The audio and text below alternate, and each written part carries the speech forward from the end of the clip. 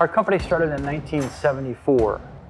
Our father was general manager of a local tool and die company and made the decision to go into business himself. Dad taught us the trade. He taught us about the business part of it. Taught us a lot of things that we work to carry through today. Dad always taught us if you take care of the store will take care of you. We've achieved a fair amount, enough to where we have 90 people today. We're on 22 acres, 102,000 square foot facility, and feel like we're posturing to get to that next level. When we graduated from high school, I graduated in '83, my brother graduated in '81 from Medina High, and it was perfectly okay to get into the trades. We quickly learned that model was dead. For me personally, the challenge is that the culture changed from trades were perfectly okay to this university-only kind of option. What we learned is that workforce development is really broad and really deep. And you have to look at the perspective of every stakeholder, and you have to engage every stakeholder to really effectively make some progress. Happy to say that we've got some apprentices that are in their third and fourth year. One just recently graduated, and some new folks coming on.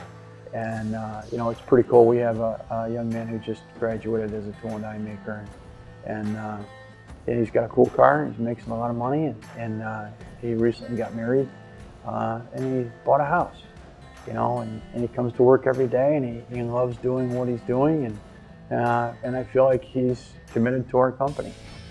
Well, as I first got out of high school, I was actually going to college. I was going for accounting, but while going to school, I was always working in the factory just to, get a buck or two in my pocket. But as I worked, I kind of grew towards the tool makers and kind of followed them and liked what they did. Yeah, when I came here, I knew right off the bat that I was making the right choice career-wise. The guys I work with today, every day, the knowledge is just so freely given to me, and it's amazing. You got guys with 30, 40 years of experience, and you got 5, 6 guys surrounded by you, and you just soak it all up. And it's really cool to have that.